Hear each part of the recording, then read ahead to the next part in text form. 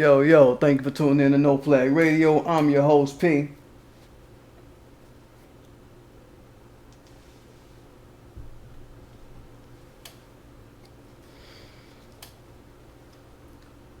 Rocking the thermal on you boys. You understand? Today we talking about disaster foods and disaster food preparation and just different things that could possibly attend black life if shit don't be going right like people used to having it go around this month, right? If it get dark around this month, right? So on my channel, we talk about the contingency side of black life in a white supremacist regime, because we're not in control of the elements in a big way.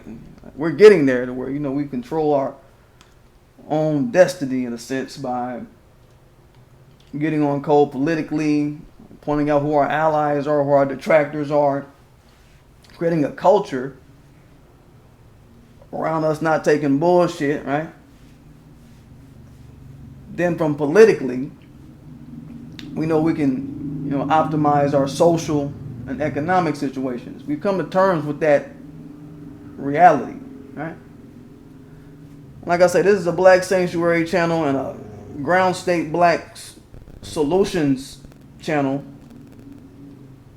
where I basically put a spotlight on things that P do give a fuck about, things P don't give a fuck about. And what we're doing is we're mobilizing every day to control our elements within the confines of the people networks and people processes that have presented themselves to us in this system. That's the bag we on. That's the bag we on the road with right now. I think we got that in the bag, right? But today I want to talk about what happens if all those networks and people processes stop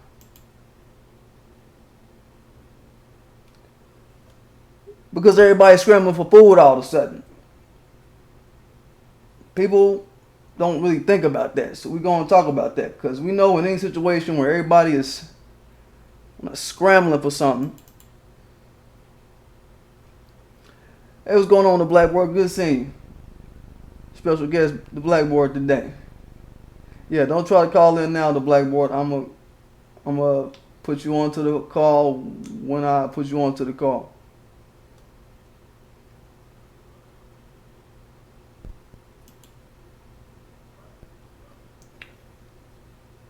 So, like I said, currently, and what we see kind of commonly get purported is that, well, black folk, we gonna have it worse when we're positioned to have it worse if some shit go down, if a scramble have to go down, right? That kind of thing, right? Currently. Because there's a certain knowledge set or skill sets that we haven't en masse just sat down and, I don't know, got down with or wrote a plan for. Specifically wrote something down, a plan about, right? Our plan is, I got my gun. You know what I'm saying? That's our plan. I got my gun. And that's a good plan too. I got my gun is a good plan. We don't down talk the I got my gun talk on this channel. At the same time, we want to take things from this current setup of society, currently, as we're experiencing it, as it is.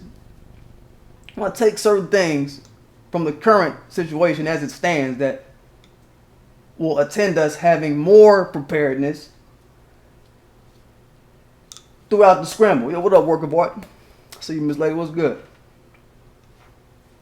It's good. Good seeing you here tonight. Checking in on the modification tip. Appreciate it. Matter of fact, let me run through the shit out right quick. Do this.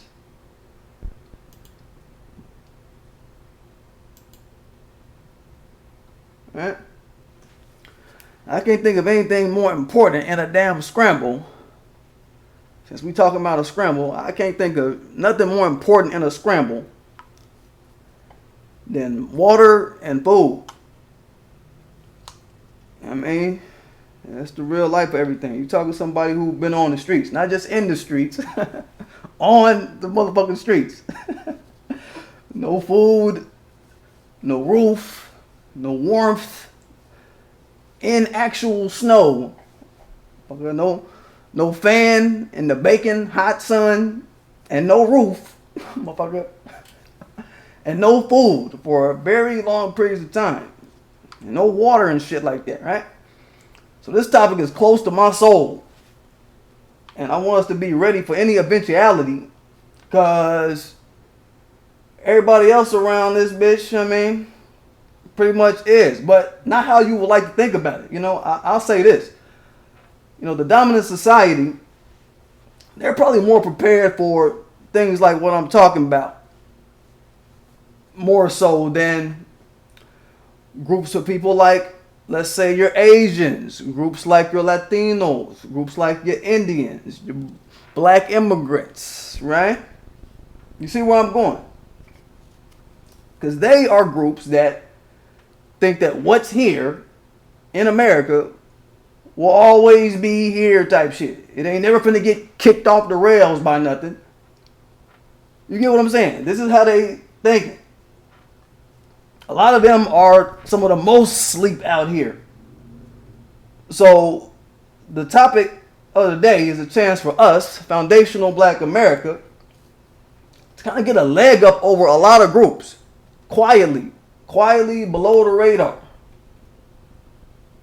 There's a way for us to quietly one up these other groups. These groups that white supremacist society has got these people lapdogging in a lot of ways and spoiling them. But notice they don't be inviting them to their little retreats and shit where they go shooting and camping in the woods and all this shit and shooting and camping with their neighbors. They don't be inviting Shangita and Li Ping. He'll be inviting them motherfuckers to their retreats and shit, right? It'd be all white people. You notice that? And I've been to these chat rooms. I've told y'all before. I've been to these chat rooms of these preppers right here on motherfucking YouTube. And that shit is just look like some white power shit going on for real. You know what I'm saying? I've talked about the 3%ers who sit up and lie and say, oh, we invite everybody. We invite all races to be around us and come around us. We're just a group that's all about helping and we go camping and we do. Yeah, but I showed y'all all they meetings. White. You know what I mean? They not fucking with nobody else. It's a culture that the dominant society has of ganging up for their survival. They ganging up by race for their survival. And they ain't giving a fuck about nobody else in the mix. Period. So all you other non-whites that thinking this kosher, okay. You'll see if you got a white golf friend when motherfucker got to choose between food and water or just robbing the Asian store. Turn into a white looter on your ass. You'll find out if Skylar was your friend. Chen Wang, you'll find out. Just saying.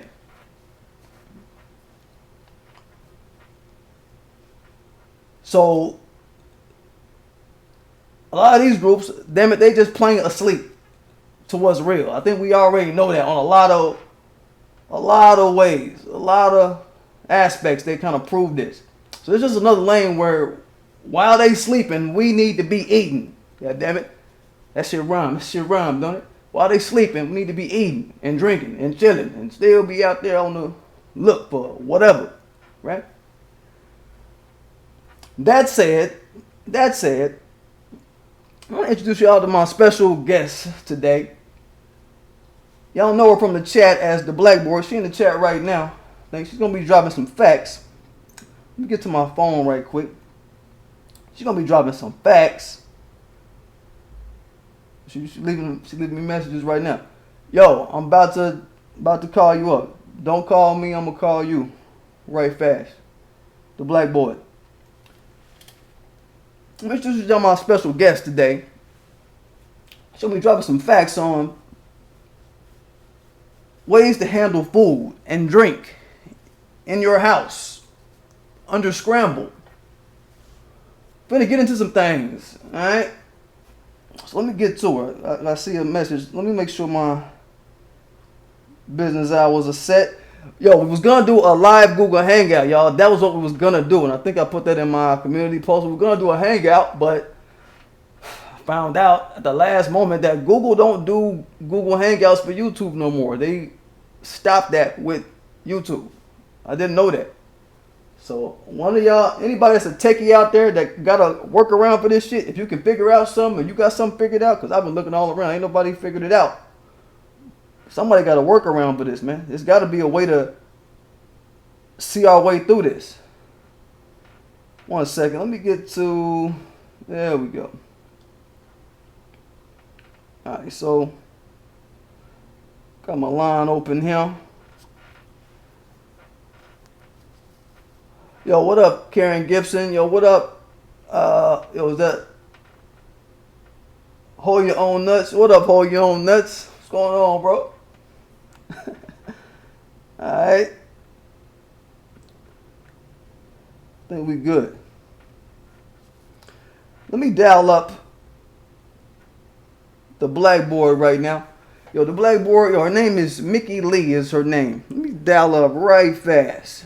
If you've been to her channel, you know who I'm about to put on this phone. 1 second, let me get to it. Alright. I'll do my shit live. I didn't want to do it like this, but we doing it live because I'm doing it. Hey, P. Yo, what's going on the blackboard? What's good? What's good? Nothing much. Just standing by watching a great show so far. Good. We getting started. Things are good. How are things out there in Cali? Yo, I hear a little echo. Turn out, like if you could turn your speakers down on your whatever. I just got it. Good. 2 seconds. Got it. Good. Mm-hmm. So yeah, how are you doing out there in California? Yo, I'll let y'all know that Mickee Lee, the blackboard, she's coming to us by way of California. Well, from California by way of Louisiana. And we want to welcome you to the platform here, Mickee, to speak up on some things. How are things out there? Where you at? Everything's out here despite the rocking and rolling. Right. Out there in sunny California. I talked to you a little earlier. I was like, I know y'all got some earthquakes or some shit going on out there. Like a couple days ago, I heard of a couple things. So I was like, all right, let me see if things is all right out there in that area. But okay. Right. Okay. It's all good. We're still standing. That's good to hear. So we talked for a pretty good while on the phone yesterday, Mickee. So I know what you're going to be talking about today, but really quickly, just explain to my audience, what got you interested in this topic of black people and disaster foods and disaster food preparedness, sort of that mind state. What did you encounter in your life's work that you could say kind of turn you on to that? Sure, absolutely. As a matter of fact, I'm sorry we didn't get to do the Google Hangouts because I'm wearing my I Love Being a Black Woman t-shirt that I got from a black-owned vendor on, Etsy, and I wanted to very much show y'all my t-shirt. Yo, you gotta wear it on one of your shows and then, just point it out. Point it out on one of your next shows like, yo, here it go. If y'all ever go to... I will. Yeah. I will. All right, but to answer your question... Yeah. So what got me interested in this is, number one, in 2014, I started working for a local county here in Northern California, Alameda County. Right. And we are in the public health arena and housing in particular. Okay. So I wound up going to a conference in Florida representing my department, and they had a 3-day conference, and one of the presentations had to do with what kinds of diseases or emergencies should the public health departments, local public health departments across the nation start preparing for. Right. Well, I was expecting them to talk about things like the reemergence of measles, whooping cough, certain diseases that are coming in with immigrant populations and things like that. But I was stunned for him to say famine and food shortages. So, needless to say, I sat right up. I was like, what? And he was like, yeah, one of the presenters is what's called a futurist. Okay. And they're good at studying trends and making projections from those trends. Right. So he said, yes, food shortages. We can expect food shortages followed by famine in the United States. Okay. And this was 2014. So I said, well, when do you expect this? He said 2020. Okay. I was like, wow, really? He said, yeah. And I said, well, somebody asked, would anybody survive it? And he said, oh, yeah, there'll be people who survive this, but they'll be well off. So I said, well, how much money do you need to make to be well off? He said, $250,000. At the time, I was making about $88,000. So I'm like, okay, I'm a third there. So let me start balling.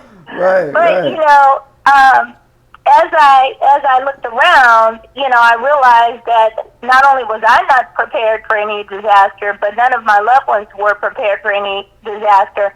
Okay. And you know what your audience may not know about me if they haven't been to my channel is that my life is framed by being a Christian. So, to a large extent, it didn't surprise me that famine and food shortages would occur because the Bible tells you that. But it did surprise me to be smack dab faced with a date. Right, so that's when I started looking into it, looking at the different groups that are out there prepping, studying what they were doing, and realizing that hardly anybody, there's a couple of people, but hardly anybody was talking to black people. And as we well know, if there's a cold, we got the flu. Right. We've heard that. Right. Well, Mickey, I think that kind of sums it up pretty well. I think, you know, you've kind of show your en route to this, and I want to get into, you know, my topic because I'm going to speak on this a little bit too. You know, maybe not. It's not going to be on the same actual plane as you are. You're speaking more about, you know, sort of the indoor, inside of the house food management thing. I'm going to be talking about outdoors. So let me get into that a little bit. Y'all see I got on my thermal for outdoorsy stuff. Y'all see I got on the mask, right? The camo mask for outdoors type stuff, right? You know what I mean? Just want to prepare my audience for all kind of eventualities. So we're going to touch on the insides and the outsides of things, right? My topic, when I start to speak, and I do thank you for that, for covering that, Mickey, and just breaking it down for us like that. I'm going to be talking about foraging. You guys, that's the outdoor management of food, basically. It's like finding plants, roots, flowers, whatever you can eat outside that give you calories and give you a nutrient profile. All right. As I told y'all, I come from a family I got herbalists in my family. I got women. All the women in my family, they know how to work plants, herbs, trees, all this shit, right? I've got books right now on all kind of plant varieties and whatever they can be used for, all this type of stuff. As a child, I would sometimes if I got bored enough, you know, I would look through some of these books when I didn't have nothing to do. And when I got, you know, older, wiser, and got into like meditation and working out and all of that, y'all know I do physical training. Training people. When I got into veganism, vegetarianism, all that, I started cracking those books open a little harder, right? So I've always had a little interest in this. So it's gonna give me a chance to kind of briefly touch on that with y'all. I'm not gonna get into too much detail on my topic, but I'm gonna give y'all enough to where y'all like, okay, yeah, this is something we need to get on. But I'm gonna hand it over to you, Mickey Lee, right now to give us some insight on this whole topic of disaster food preparation and what kind of things you felt to share with us that would be of importance to the maintenance and survival of black people, as well as, you know, people that's in our family, right? Like as we face rough and tumble, and also could face a food and water scramble. So let us know some things. I'll hand it over to you. Exactly. And I want to say first off how important it is and what a good work you're doing by having this show, because too much of black media is taken up with, who's sleeping with who, and, who used to be sleeping with who, and whether whoever they thought they were sleeping with is a guy or a girl or something else. So it's really good. It's really good that you're handling this topic. Okay, right. So I think it's also great that you're going to be handling the outside, so getting into the inside. Right. When you're dealing with disaster preparation, there's really 3 places that you want to focus, and I'll say 4 with outside, with what you're going to be doing, but right. 3 to 4 places that you want to focus your attention on. Okay. One is the inside of your house, of course. And if you are blessed enough to be at home when the disaster happens, you want your house to be outfitted with the necessary resources for you, because the goal that you are trying to make sure is that once you and yours get in the house, no one has a reason to leave the house. Yeah. Now, I can't tell you how serious that is, because just recently on the East Coast, I think they had some unseasonably cold weather. They got slammed with some sort of storm, and then also here on the West Coast, where the utility companies shut off the power supposedly in a to try to keep from having wildfires. You had people without power for up to 3 days. Many of these people, most, did not have anything at home, and so now they're out there trying to get in restaurants. They're trying to go to gas stations. They're trying to get water. They don't have any heat, and it was cold, et cetera, et cetera. So you can see how quickly people will start to shut down when their regular lives are interrupted. So the first main camp that you want to take care of is your home. Then the next camp you want to think about is your car or the vehicle, the way you travel every day. You want to make sure you have a go bag in your car. And in just a moment, I'll talk about some of the things in general you want to have in it. The third place that you want to have some provision is work. Most people are going during the week from home to work with a couple of errands in between. So if you have those 3 bases covered and something happens and you're not able to go straight to work or stay at work, or you're not able to go home, in your car you should be able to have enough provision for at least a week. Okay. Now, what do you want to have? You obviously want to have as much water as you possibly can. Now, in my mind, depending on the way you're set up, if you live in a house, then you can afford to store water bottles or gallons of water. You can even afford to store those 5-gallon, containers. Right. But what you want to remember is that the rule of thumb is a gallon of water per person per day. If you have pets, you need to factor your pets into that rule of thumb. Okay. On the water, if you want to live, if you want the pets to live, if you don't want the pets I'm sorry, to die, what did you say? I was saying if you want the pets to live, Yeah. if you care about an animal, right? Some people don't care about animals in a crisis. I'm just getting it out there. But okay. What? Not to cut your wisdom, but continue. I'm just saying. The pets might have to look. Okay. Well, I'm an animal lover. I know. Yeah, we talked about that. Mickey. You know what I'm saying? But the pets don't get no gallon, no, Mickey. The pets can't get no gallon, no. I know. It's people first. It's people first. Right? I know. They just gonna get a little sip. I know. Right. Go on. Anyway, when you think about your provisions, your mind should also split between what you're going to keep for yourself and what you can bargain with. So we'll get into that in a minute.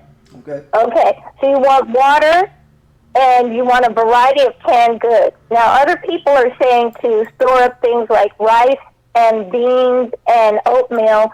I don't see anything wrong with that to use them to barter with, but here's the problem with just stocking up on rice and beans and things like that. Right. You need water and power to cook it.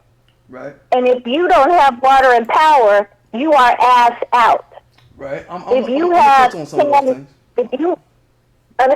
Sometimes it's a, no. I'm saying.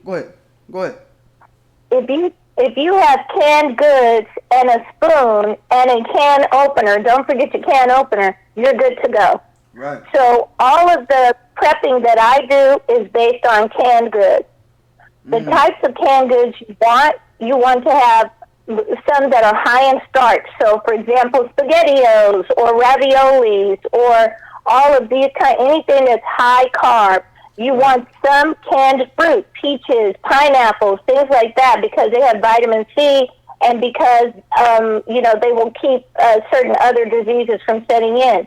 Don't forget your canned meat, things like tuna, salmon, mackerel, spam, things like that, things that will last a long time. Okay. So what you do, you can start this week, and you take $25. You look up the stores that have the coupons, or you go to the Dollar Tree, and you buy a variety of different canned goods and water, and you put that aside. You also want to get a small supply of medical supplies, so that means 2-3 boxes of Band-Aids, couple of bottles of witch hazel or hydrogen peroxide, right. or rubbing alcohol, a few things like that. And again, spread it out between your home, your car, and your office. At your office, you also might think about coming to your supervisors or just working with your coworkers to do a disaster preparedness drive where everybody brings a little something, right? Then if you're locked down at work, you're covered. Right. Makes sense. Okay. So did you want to say something really quick before I got to the side about bartering? No. You're on a roll. I don't want to interject. Okay. Now there's lots of other things that you can buy. Of course, you could buy tablets so that you could make a water that you find out in the woods and things like that. You can sterilize it. I'm not good at that kind of thing. You may be. So, but the main thing is you want to make sure that you have food and water. Now, what I just talked about were the things that you would keep for yourself. And so when I talked about water, for example, you might store your water in gallon jugs, but you buy some bottled water in case people needed help or they were going to barter. Then you want to use small bottled waters for that and not give up your gallons, right? True and as I mentioned a moment ago, No, I'm saying true indeed. I'm agreeing with you. Mm-hmm. Right. And as I mentioned a moment ago, some people are going to be storing up rice, beans, flour, sugar, and things of this nature, oats. I would go ahead and store up some of that, but with the intention of using that to barter with, not as something to rely on for the reasons I've already said. You would need something to be able to cook that with. Now, someone in your chat room mentioned the kerosene heater and the extra kerosene. Work of art did. Go ahead, Maud. Go ahead. Right. And that was another thing. Everyone should have a kerosene heater. I think they're available at Walmart. Right. Really inexpensively. And you have a kerosene heater at home and maybe put one at your office, but definitely at home. Indeed. In the car, in your go bag, you want to have jeans or cargo pants. I prefer cargo pants because they give you tons of pockets, and so that allows you to carry a lot of things. You also want to have sweatshirts, and you want to have a coat, a heavy coat that you keep in your car. in your resources, both at home and in the car, you want to have fire starters. So those are those long things that are available at the Dollar Tree that you light candles with. And of course, you want to have things like batteries and flashlights. For a complete list of what I've shared with my family over the years, people can feel free to email me at theblackboard.com. Okay. Okay. All that is very helpful. Very helpful. Was that what you wanted to say? Had you covered? Yes, and I see some people are vegan and so forth, and that's good. What I would suggest to you vegan folk is that you still stock up some meat, not necessarily that you're going to eat. Again, canned meat, not necessarily that you're going to eat, but when things change, what we're going to be talking about is what you have to barter. So you got to have two lines of thought in your mind: what you need to survive on, and what you can utilize to barter with. That's a good idea. That's a good way to think about it. Like whatever you got to barter, whatever might be up for bartering during an occasion like this. You know what I mean? Anything. I mean, tools. You might have a bundle. Knowledge. You might have a bundle that you could barter. You know what I mean? Somebody might need a bundle real bad. You know what I mean? Just I'm talking about like hair. Like somebody might need a bundle for real. Like anything, right? It's real. Exactly. Well, it's true. And you know, the last thing I want to say before you get into your piece is that if you try to involve your family members, most of you may find that your family members are not ready to hear this. Okay. So what I have done with older family members, I mean seniors and elders, I've gone ahead and stocked up their houses anyway. So, for example, when the power was turned off recently, it wasn't turned off at my house, but it was turned off at my mother's house. Okay. Now, my mother is rather stubborn, and she didn't want to leave her house, even though we have family members within 3 miles who had power. Well, because I had checked the boards and I saw they were going to shut the power off at her house, she got her car out of the garage, but her cabinets were already stocked with food that I had put in there some months ago. There you go. So for your seniors and your elders, go ahead and do it anyway. They may ridicule you. They may not be that thankful, but you will be thankful to yourself because you know that you did the right thing. And then if there are family members that get what you're saying, then work together and quickly get this done and make up your mind to do it within this next week or two. Because what I'm reading from other sources is they expect food prices to really show an increase beginning sometime mid-next year. And since it is an election year, you just never know what sabotage is going to be going on. You just don't know. Yeah, we talked about that. We talked about the prices of just certain foods and how manufacturers are kind of slimming on what they put in the stores now, but charging you the same prices. Like they gradually kind of scaling back. We talked about sugar yesterday. We talked about sugar and flour. They slighting the pound. You know, 16 ounces. They slighting it a couple ounces or an ounce and some change, right? But keeping the same price. So it's like I'm sure that that's something that people need to just kind of be wary of. Just kind of watch your shelves. Watch the shelves that you've seen in the stores to kind of see what they're kind of telegraphing.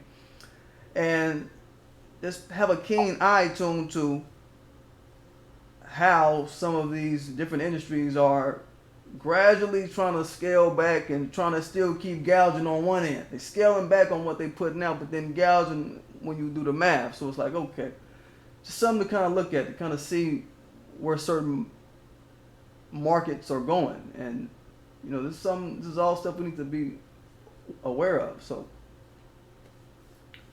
I'm all with it. Exactly. I'm all with it. Exactly. So this is an experiment for your audience, so that they can really see. It can hit home for you go to the supermarket the next time you go pick up a bag of sugar, go pick up a bag of flour, Right. and see what they're charging for it, and then see if the bag is actually a pound or if it's actually a 5-pound bag. Right. And more than likely, you can see they don't sell 5-pound bags anymore. They sell 4.75 or 4.25 ounces, but they're selling it for roughly the same amount they did a 5-pound bag. Yeah, watch that. Flour, sugar, millet, wheat. Yes, anything that comes from cows, anything that comes from corn, soy, or wheat, Yeah. millions and millions of acres got wiped out just this year alone with the flooding that happened back in the spring. I heard about that. And as far as the livestock, we've lost hundreds of millions of livestock between China and the U.S. alone in the last 3 years. Yeah, that's a lot of food being stripped. A lot of markets are gonna start being gouged by virtue of that. So yeah, that all makes sense. Yes. It all makes sense to keep an eye on it. Yeah. I hear you. I put my email in the chat room. Yeah, okay. But I can't see it on this screen, but I'm sure you probably did. Work of art, could you put the Blackboard's email in the chat? Find it in the chat for me, Work of art, and repost it. If you're by your computer right now, Work of art, do me that favor, honey, sweetie. Not to minimize, but not to minimize and down talk, but it's, people say, "Oh, you down talking?" No, trying to. You say you get more bees with honey. Is it? More flies with honey, but we're not calling her a fly. We get more fly chicks. More fly chicks with honey. Yeah, you get more fly chicks with, that's the word. You can get more fly chicks with honey than with shitty diapers or something like that. Something like that. I think that's how the saying goes. Something like that. Right. Yeah. But okay. The Blackboard, Mickey Lee, I want to thank you for that insight. I think, you really got the chat going.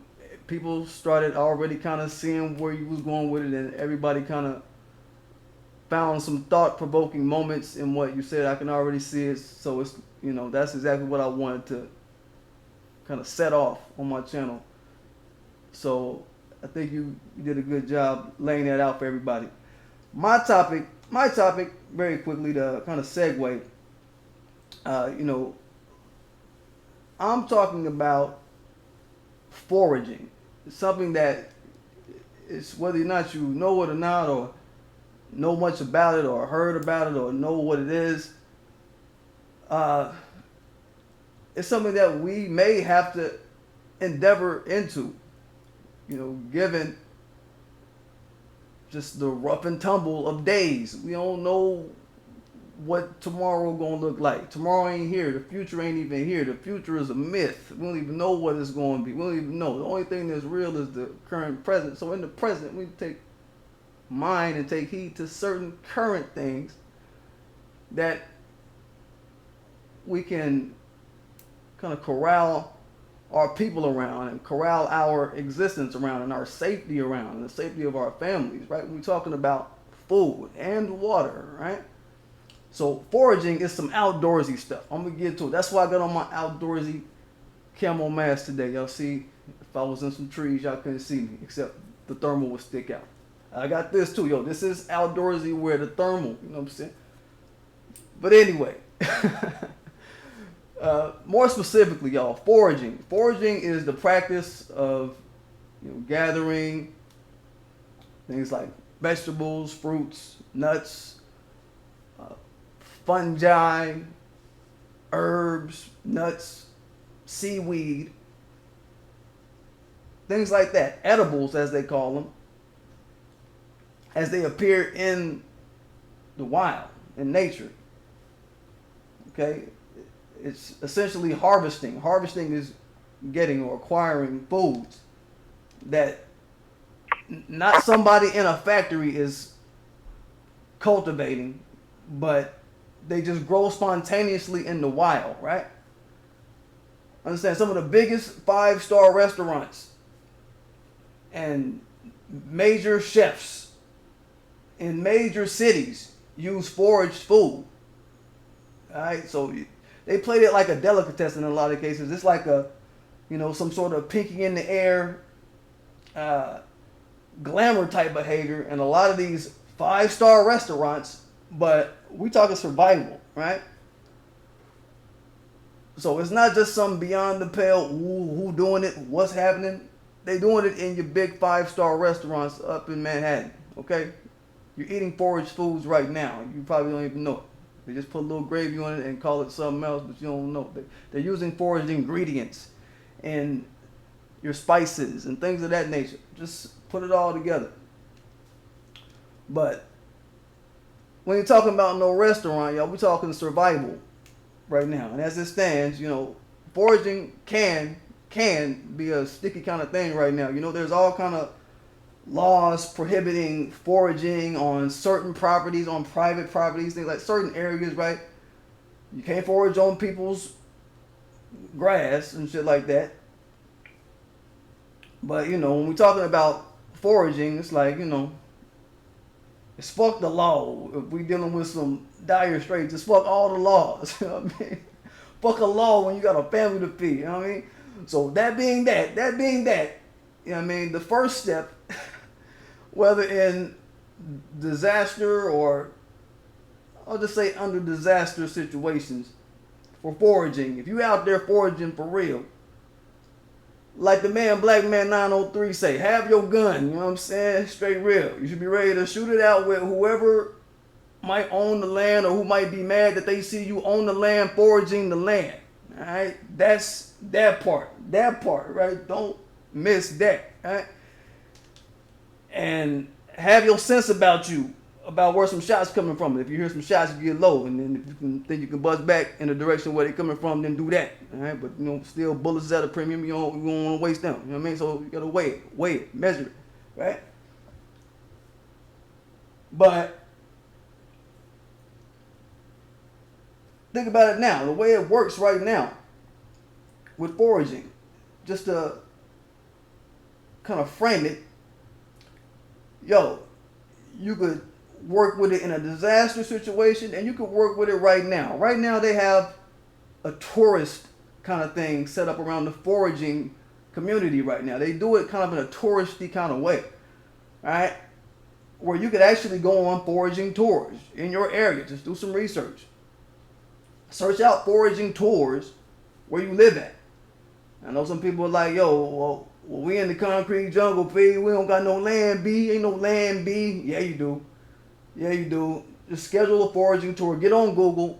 Schedule a foraging tour with your baby mama or some shit. Get with your baby mama and go on a tour with your baby mama. It'll bring y'all closer and shit. Whatever. I mean, this is an occasion you can do some things. Do something like this under where it ain't duress type situations. Where you ain't under no kind of stress right now. Right? Just for you to edify your family, edify your people, right? And the first thing you'll need, from my analysis and from the people that I've been building with over the years about this, first thing you're going to need, you're talking about eating food off the ground, out the ground, off of a tree. You're going to need a soil tester. I don't care if you on a sanctioned foraging tour, like one of the little touristy people say, hey, and they always got these little Beckies that got their little ebooks and, got their little books. Hey, I'm Sally. You can go on a tour with me. I'm a licensed tourist, a licensed tour guide. You can go on a tour with me and we can go foraging. And they charge people all this money. I don't even give a fuck. Yo, you go on a tour with one of them people. Bring your soil tester. Right? Because we're dealing with water and soil when you outside. When we're talking about eating from the earth out here. And if it gets too cold or too hot or whatever the fuck the weather might bring, you've got to test what you're eating. Whatever the fuck is going on outside, you got to be able to test what you're eating. Because plants, and all kind of trees, they can grow in almost any kind of soil. Any kind of water conditions. A lot of them can. It's kind of like one of them things that, you hear, white people don't wash their chicken. They don't wash their meat type shit. You know what I mean? you go on one of these foraging tours, you know what I mean? I've watched a lot of these little casts that these people put up on foraging. These people, they don't wash not a thing. They just, hey, I just found some pine cones. We're gonna cook it up. We're gonna cook it, put it in this little skillet. We're gonna fry it up and we're gonna eat it. Like, all right, you do that. You do that. All right? I'm just saying, it's like one of them things. White people don't wash their chicken type shit.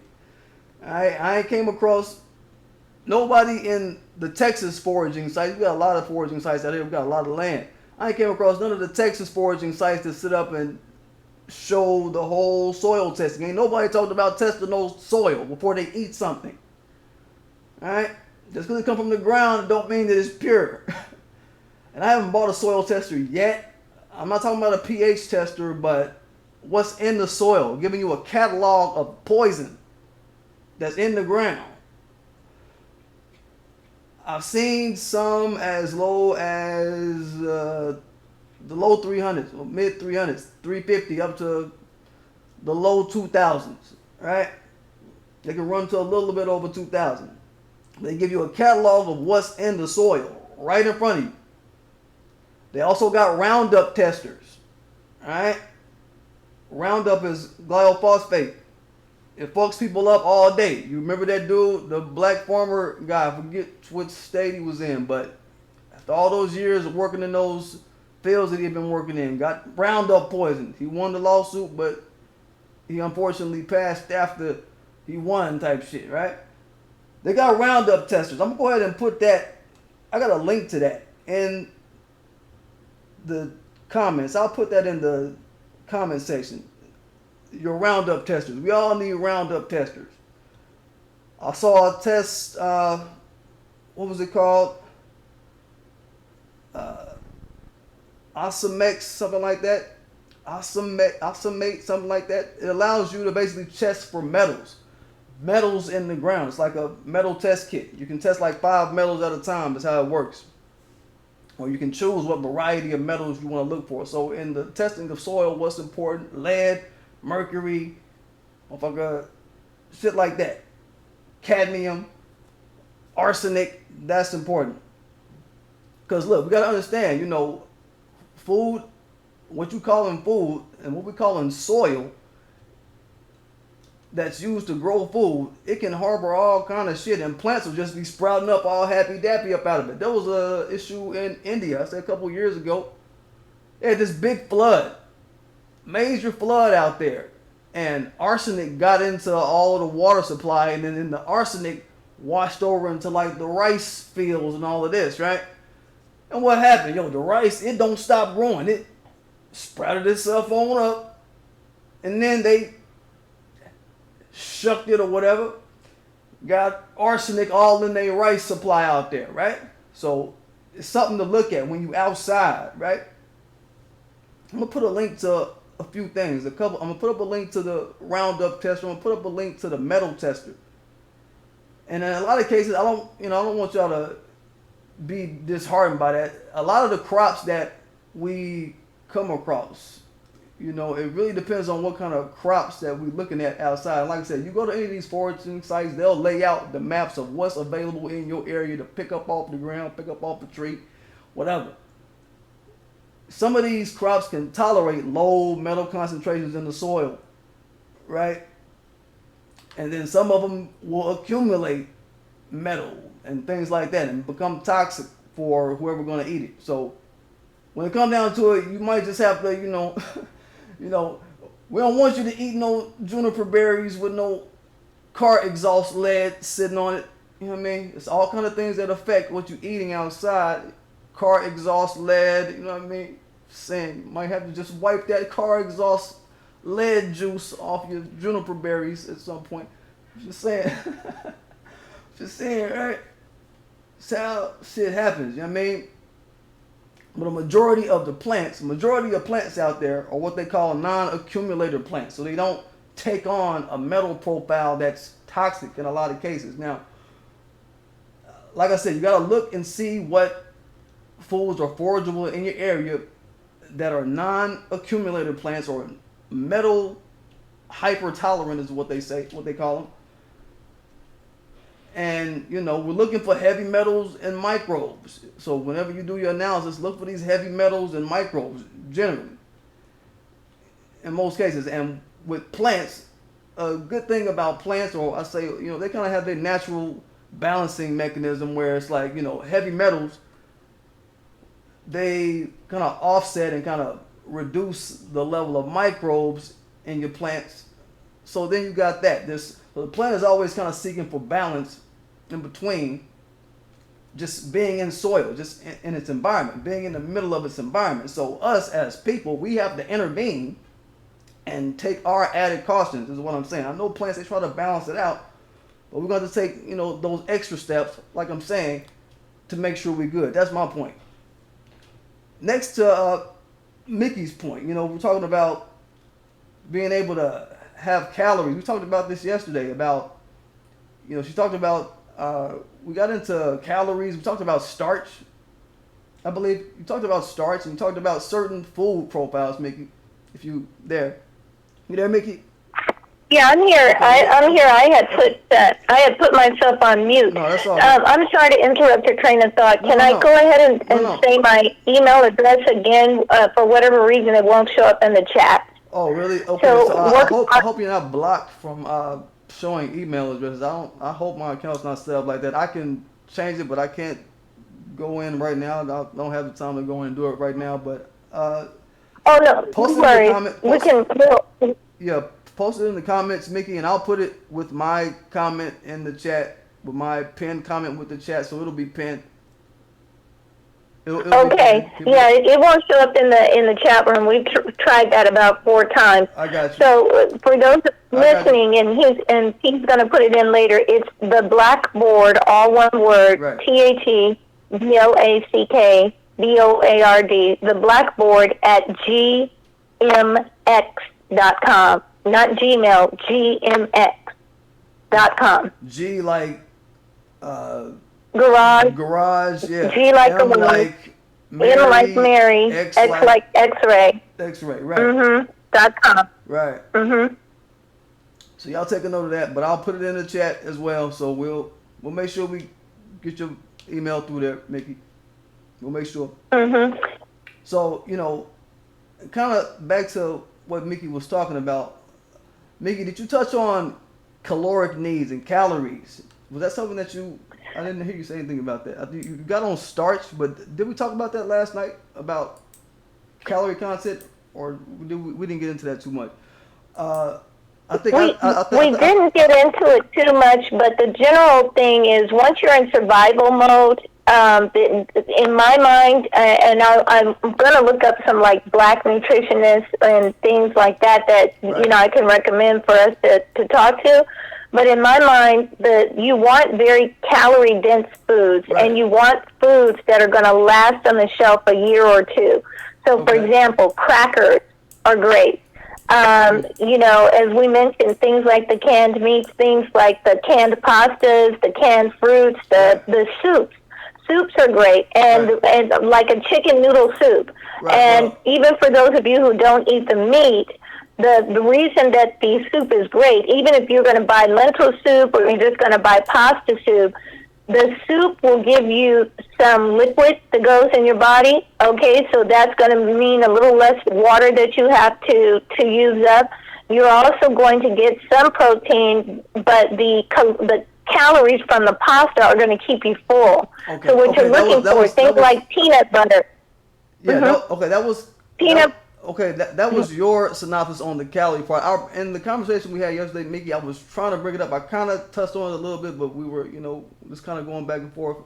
And you were speaking about some things, and I hinted at it. And I brought it up as a cursory point, but I want to get back to it. What I was trying to frame around this is that, it's important for you to determine your caloric needs for everybody in your family. We're talking about foraging.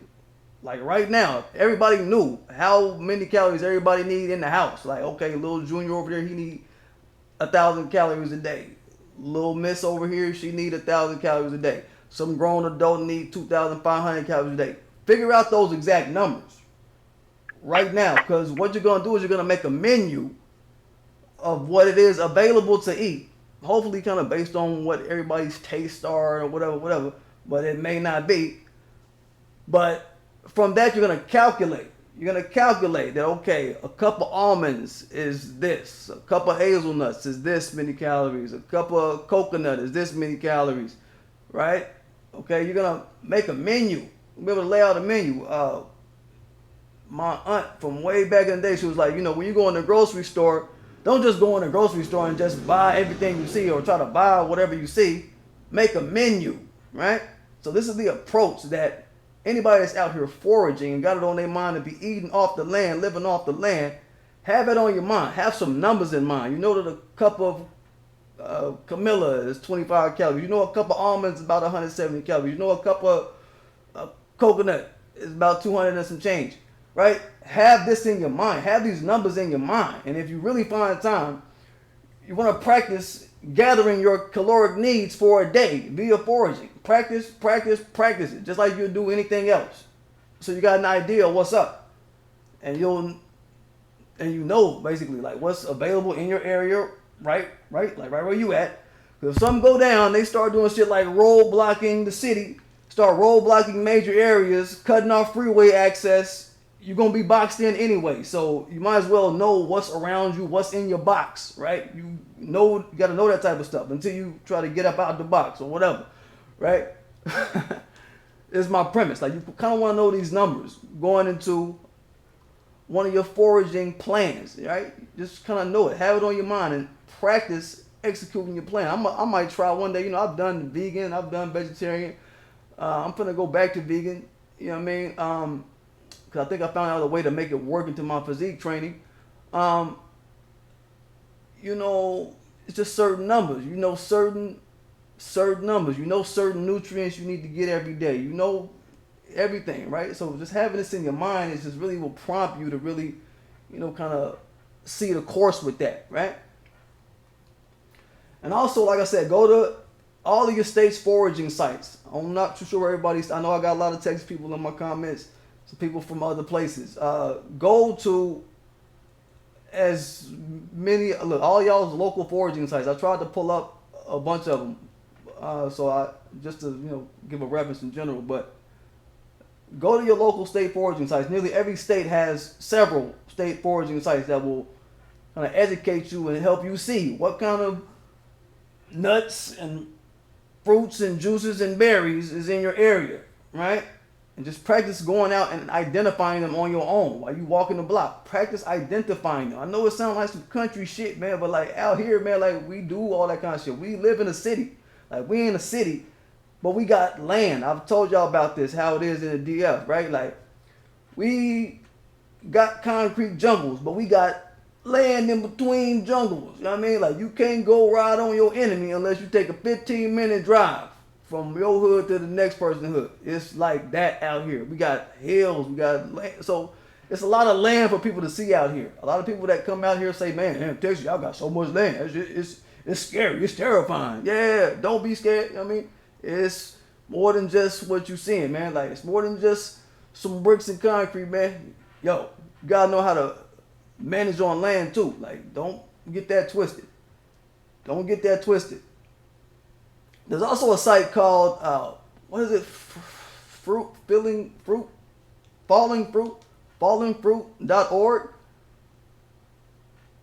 I'm wondering if anybody's ever heard of this, but it's a site that also lays out a map of 3,000 different fruits that fall on the ground in all areas, all over the world, right?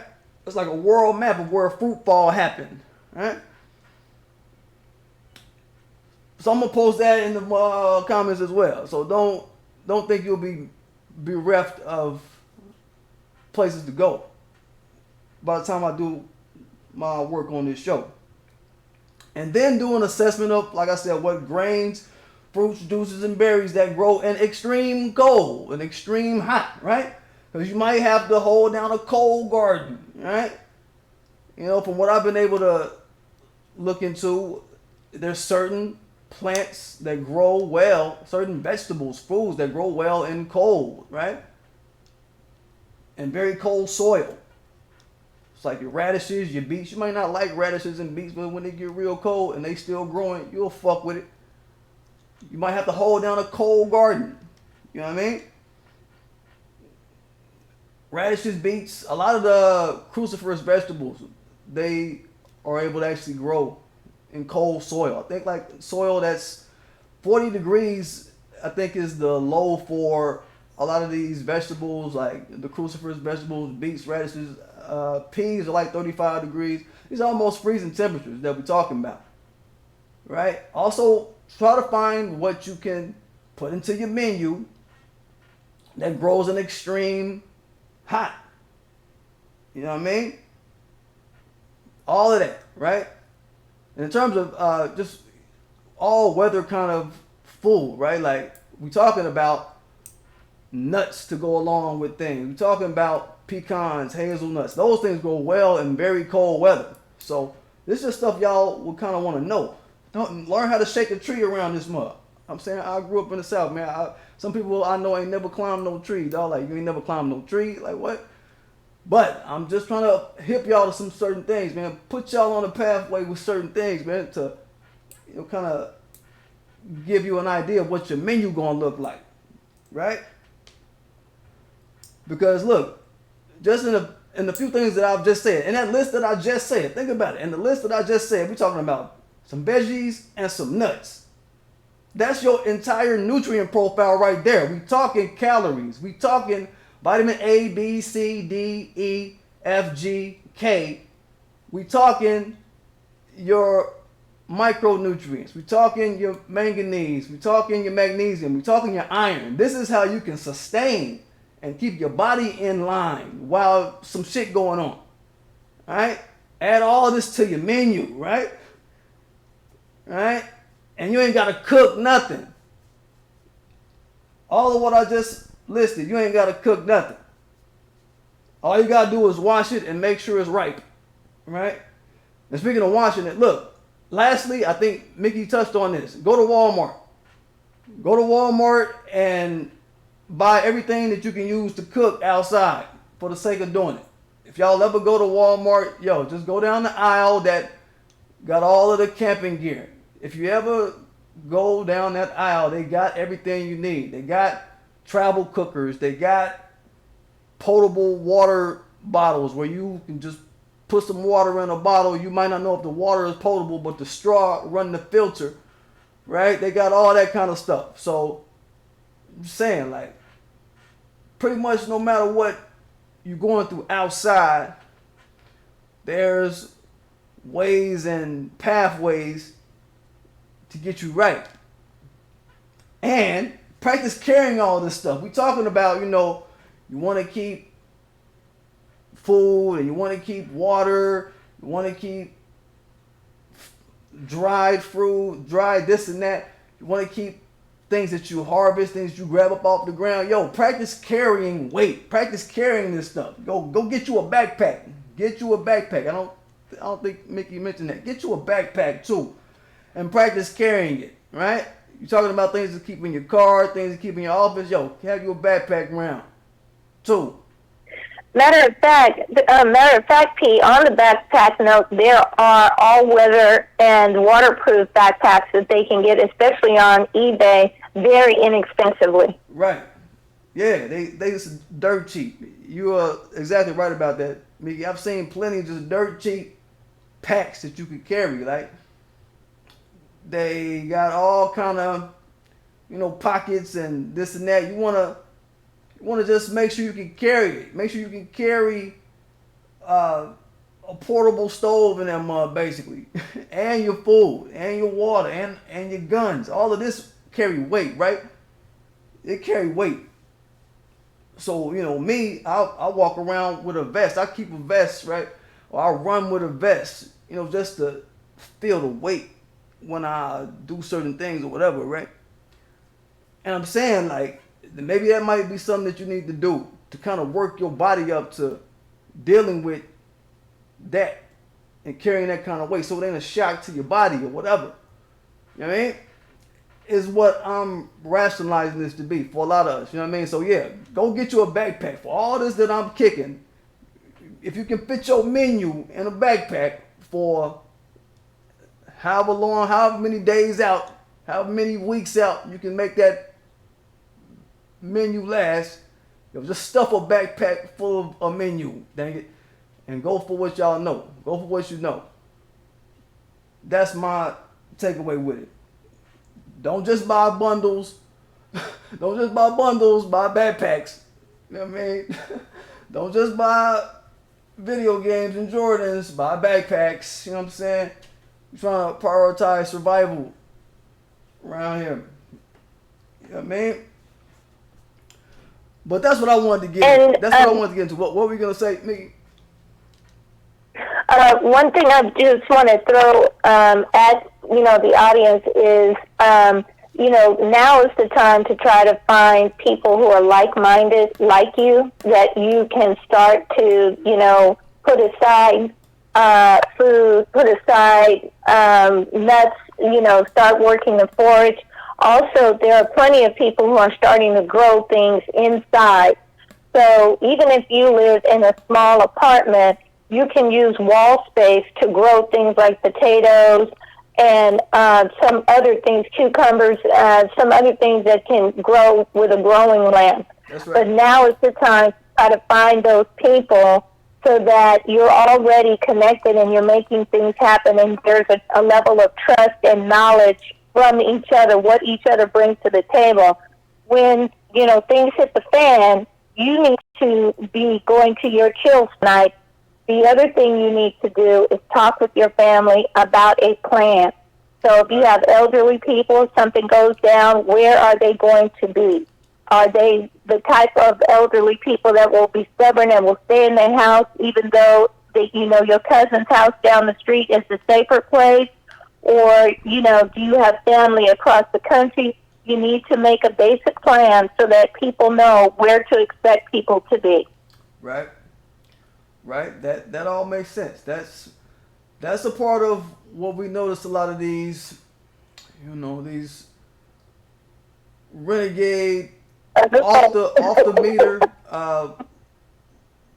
white enclaves getting on. They be on it. They be on it like clockwork. Weekly, they be on it. Weekly, they be getting with their neighbors. Weekly, they be getting with their family. Building on this type of shit. Weekly. They do it like clockwork. It's a part of their culture. Right? So, they got the plans laid out. We need to be on top of that. Like I said, this is the way for us to have a leg up over a lot of other groups that don't do this type of shit. When last time you heard when last time you heard a Chinese man talking about doing this type of shit? Anybody feel free to answer that. When last time you heard an Indian man talking about doing this type of shit? Just saying. Anybody answer that? You understand? Big Hole 76, he say, hell yeah, whole potatoes will grow on accident. Yeah, real life.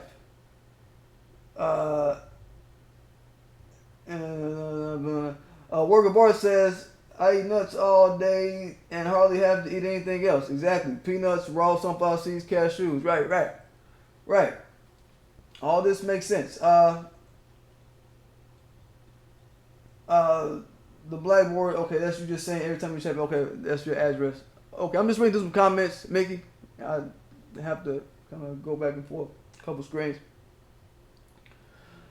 But yeah, that was what I wanted to get on today, y'all. I think we've covered a lot. I think we've covered some things that are going to be of importance, and y'all can get some take-homes that will sit well with you and sit well with your family, so y'all can have yourself covered if whatever happened. Y'all be ready for whatever is my point, what I want to get at.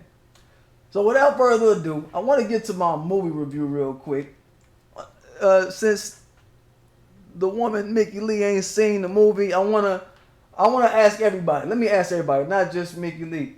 Yo, do anybody care about spoilers? Are y'all the type of people that care about spoilers? Me, I don't care about spoilers. If somebody tells the whole movie to me, I don't care, because I'm going to go see it anyway if I plan on seeing it. Do y'all care about spoilers? Who care about spoilers? Mickey Lee, you care about spoilers? If somebody talking. No, go ahead, tell it. You don't care, okay? I mean, Go ahead, tell it. I want to preface it because some people, no, don't tell me or whatever.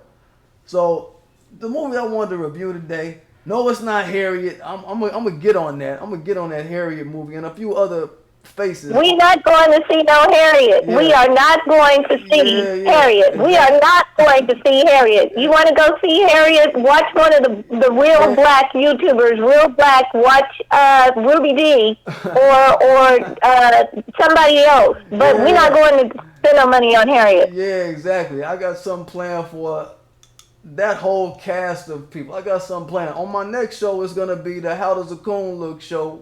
It's gonna be not just what y'all thinking. It's gonna really be engaging and entertaining. Y'all gonna like it. But I'm gonna touch on a few things. Yeah, but no, this is not about the Harriet movie. And you know, there's enough clips out there of the bad parts of the movie, Mickey, that we've seen. That's like, so that's really all what it's about. We don't really gotta see it. I mean. Nobody really even gotta look at it because we done already seen the worst from it. So it's like, okay, it ain't really hitting on nothing. But when I saw that name, that was enough. When I saw the name of the actress, that was enough. right, yeah, that told the tale. So I wanted to talk about this movie that Mickey Lee put me on to maybe about a week and a half ago. Was it, Mickey? You told me about Soylent Green. Something like that. Something like that. Something like that. Week and 3/4, a couple weeks back. Called Soylent Green. Soylent Green, y'all. Okay, it's this movie. It came out in 1973. The director, I think, is Harrison is his name. The star is Charleston Heston. Right? This is a movie, and it syncs exactly with the topic that we're talking about today in terms of food and holding down food in scramble, right? So the way the movie goes, it's this guy, Charleston Heston, he's this detective, right? It's set in New York in the year 2022, right? So it's like supposed to be in the future. From the 1970s, 2022 is like, oh, that's way the fuck far off. But okay, it's right around the corner for us. But it takes place in the year 2022. Charlton Heston is this detective. He's a homicide detective, right? In a world where a company named the SOYLENT Corporation is SOYLENT, spelled like soy, S-O-Y, and then lent, like, I'm thinking like lentils or something like that. That's what I was thinking about the name SOYLENT. The soy and the lentils, okay. But the SOYLENT Corporation is the name. And they basically taken over the food supply for the masses type of behavior. And everybody that's working for Soylent, all the while, everybody that's working for the company Soylent, right? They just balling out of control, right? Everybody balling who work for the company Soylent, right? While the masses is starving and dying and fucked up and drying the fuck up, right? Like tent cities, just like I was explaining to you yesterday, Mickey, tent cities, 50 people sleeping in the stairwells, people sleeping on top of each other in the stairwells. They're rationing water. They got curfews, all this shit going on, right? And some nobody, I figured it out what was happening with it, Mickey. So I want to say it in a way that you can kind of grasp where I left off talking to you about it yesterday. But some nobody off the streets, this dude, like he just ups and murks this billionaire dude that's a board member of the Soylent Corporation. And I'm thinking, oh man, this detective guy, this homicide detect, he must be in on this shit. Because he's the guy that gives this guy a meat hook. He gives this nobody off the street, give him this meat hook. And then he used this meat hook to go kill this dude, right? So at the beginning of the movie, they have this meat hook handoff, right? So I'm like, all right, yo, he in on this shit. He got to be in on this shit. I'm thinking that he's foul because, you know what I mean? Like, all throughout, like, after this main guy gets murked, this SOYLENT Corporation guy, he get murked. Dude show up on the scene and he's like, he talking to the coroners. Like, the coroners is like, do I get my cut? And make sure I get my cut. Yeah, you got your cut. I get my cut, right? Everybody he talked to on the scene is like, yo, I get my cut, right? Where my cut, right? He's like, yeah, you got it, right? So I'm like, man, he in on this shit, right? He get motherfuckers murdered. These richy rich motherfuckers, right?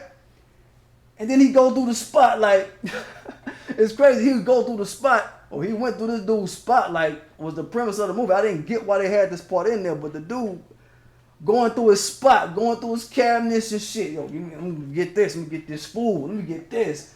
I'm like, all right, yo, it's a foul ass detective is what I'm thinking, right? Off the get. So that's the point where I was confused at, Mickey, but I saw the rest of it and it kind of made it clear what was up, right? Like I said, I'm thinking he in on this shit, right? But this dude that ended up getting murked, this billionaire dude that worked for SOYLENT, he was like one of the board members of the SOYLENT Corporation or whatever. One of the board members. And I guess the people at SOYLENT was kind of sensing, yo, he might be kind of shaky. He might be finna tell and expose what the fuck happened. He might try to expose the interworkings of the company. I'm going to get to what SOYLENT do, right? But he coming off as like, I guess to the team, he's coming off as like, yo, he might be he might got a case of the scaries. You know what I mean? He might be on some shit, right? That's how they framed it first. That's how they framed it first in the movie, right? And so you watch it and it's like, okay, yo, he knows some company secret. Okay, that's what's up. That's what's up. But it's bigger than that, right? So like I said, this is really some fucked up times, y'all. Like, times is really fucked up. People is out bad, man. People fucked up. You know what I mean? No food. Everybody sitting up eating SOYLENT food. They eating SOYLENT based food. So like SOYLENT, they making everything out of whatever they call SOYLENT. Whatever SOYLENT is. We don't know at this point in the movie. But they got SOYLENT hamburger buns and SOYLENT. They gave it different kind of names, like SOYLENT green. It's like some green little SOYLENT chips. SOYLENT yellow, SOYLENT red, different little colors and shit. Meant to, like the SOYLENT yellow is supposed to give you energy. The SOYLENT red is supposed to do something else. The SOYLENT green is supposed to do something, whatever. Like SOYLENT runs shit, right? And these is fucked up times. I want to stay with that, right? Like, it's fucked up times. People like are dressed like Ben-Hur in that bitch. Walking around like Ben-Hur. Y'all heard the movie Ben-Hur? Mickey, you heard the movie Ben-Hur? Yes. Yes. I think Charlton Heston was in that too. I think. Correct.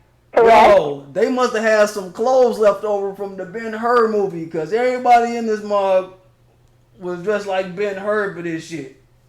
You know what I mean? It's just wild. And they would have like riots and shit, like over food and water, right? And if the riot police would come around and see a crowd is getting crazy or whatever, yo, they'll come through with this backhoe. They had these backhoes on the street, right? With the little teeth on this shit. They call them scoops. They call them scoops, but they got the little scoopers on it. And they'll go out and just scoop up people, right? And they'll toss your Ben-Hur looking ass into the backhoe. You know what I'm saying? This is what they were doing, right? It's like, wow. They call them scoops, right? And who knows what happens with these people? Who knew? At this point, we still don't know what happened to these people when the scoops come through and scoop your Ben-Hur looking ass into the back of a backhoe. We don't know where they go. They just get scooped up if they out past curfew, or do you get caught on the street and some shit going on, they just want to break up the crowd, anything, right? We don't know what happened with these people, right? At this point. So it's all kind of wild shit going on, right?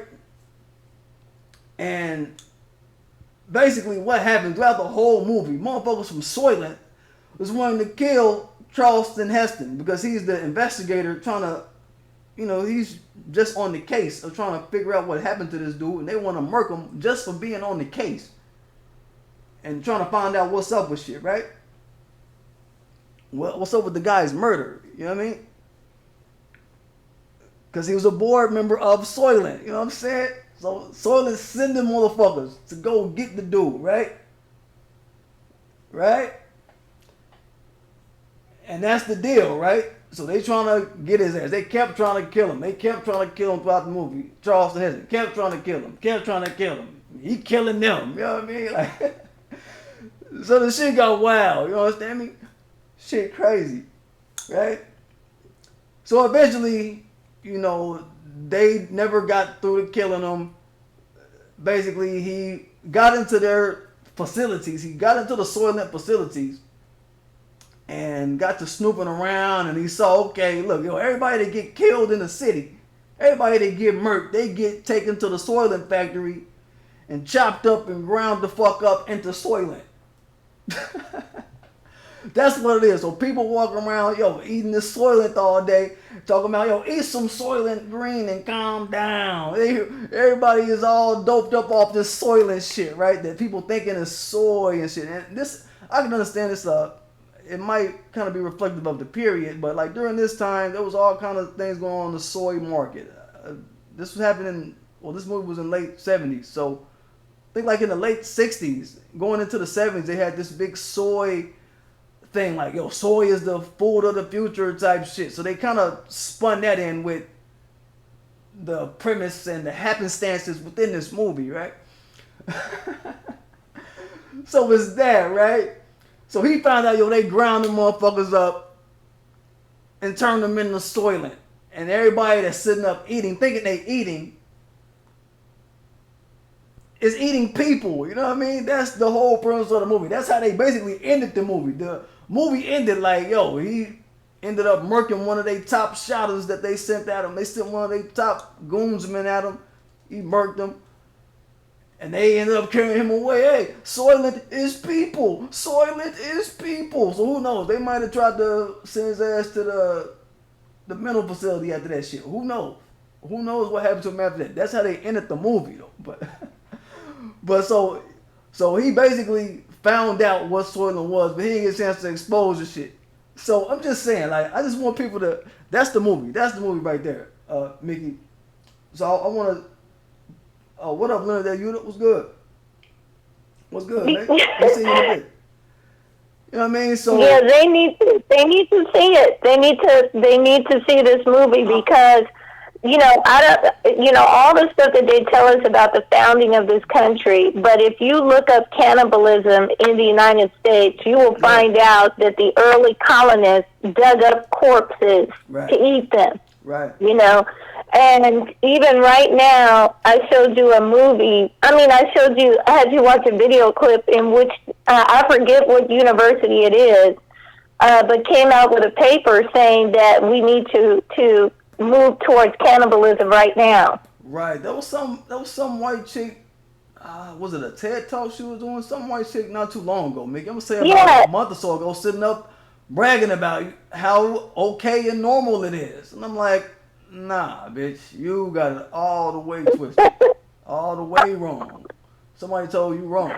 So, but this is what they thinking. This is like a lineage of thought that they carrying out. And a lot of, we can see them trying to blow this up. I don't think this chick is just a one-off. This chick that if I get her contact and her information, I'll make a reference of it. I'll make a quick note of it. But this is not something that's beyond the pale for these people. Straight up, like, and we're talking about the movie Soylent Green. We just got to be talking about that. I'm gonna do a series on the police and the coroners and the whole industry of body snatching and eating bodies, that type of shit, right? Like internationally, I'm gonna go through some. I've been doing the research for some months now. I've told y'all, right? We finna get into some things. We're gonna expose the complex. Like we talk about the cop militia fed complex, how they all are amalgamated to do injustice in a lot of stations that we see them positioned throughout our lives, But I'm saying, like, this is something else I want to look at. The police, coroner, dead body industry, right? And how black folk end up fucked up through that shit. I'm looking at us and where we sit in relationship to all of this, right? So it's just things to focus on. This stuff is not things that these people haven't done in past, and this is not things that these people ain't trying to froth up in the present in terms of eating body. You know what I mean? So yeah, that shit. That's exactly right. That shit is what's up. It's like we were talking yesterday. Yeah. We were talking yesterday. By the time they make a movie about it, they're already doing it. Right. Exactly. You know, so that's the point. But the whole crux of this video, just to kind of bring it home, and I want to say, look, everybody, don't forget to subscribe to my channel. Don't forget to hit that like button. Don't forget to hit that notification bell so you know when I'm dropping and all of that. You know? And I want to drive the point home that, you know, we out here, y'all. We not no billionaires. We not Oprah. We not Byron Allen. You know what I'm saying? We gotta look out for each other, man. We gotta look out for our group. People that ain't billionaires working for Soylent Green type shit. You know what I'm saying? You know what I mean? We gotta look out for us, real life. So I hope y'all found what we sought to bring you, and what my special guest Mickee Lee. Follow her at the Blackboard on YouTube and any other platform you might see her. And I'll make sure I post your email, Mickee.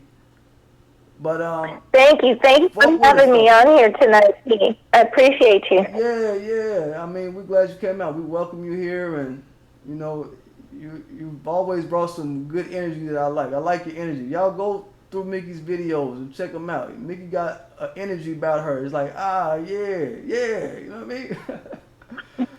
So I'm saying, like, I hope we brought some things to y'all that will help y'all see a course for your family, to where you can start being more mindful and more prepared and more thoughtful about your maintenance and your survival on this planet while we under this white supremacist regime, because the game don't stop. They just go from one process on the people to another process on the people to another process on the people until they meet their little ends out of each of the processes. We need to be ready for all of that shit. That's what I'm kicking on my channel. But anyway, don't forget to subscribe to my channel. Don't forget to hit that like button. Don't forget to hit that notification bell so you know when I'm dropping. Tune in to my show. If I can get it up tomorrow, I will. Or if I can do it Wednesday, I'll do it. My show on How Does a Coon Look. Y'all don't want to miss it. We're finna have some fun. We're finna really kick some facts on that show. So I want y'all to tune in. But that's the business. Do you have anything else you want to say, Mickee Lee? Give your channel and anything else you want to let the audience know? Promote your channel or anything? Yes. Promote what you're doing? Or? Yes, absolutely. Yes, absolutely. I'd love to see you guys over at the Blackboard, and, you know, definitely hope to do more shows together with P. I do want to say that, as I mentioned at the beginning, you know, my life is framed by being a Christian, and so what we're talking about is not a surprise. If any of you want to talk about that, if you want to talk about and get a list of food sources or talk about Jesus, all that kind of stuff, you can feel free to reach out to me at the email, theblackboard@gmx.com. But you don't need to be surprised by what's about to happen. So I just want to say that. And P and I are doing this because we love you, because we love being black, because ADOS is the boss. Real life. Say that. Yeah, you know what I'm saying? We with it. I think they receive you well tonight, Ms. Mickee Lee. We thank you for coming out and spending your time, or getting on the phone with us and spending your time, even though messed up Hangouts didn't do what we wanted. It's all good. I know. We'll try to see what we can get it right. I'm gonna pick some techies' brains, that I can get on the phone and see what we can pull out the sky around that. But anyway, that's the business. I'm gonna get it, y'all. Good night. Yeah.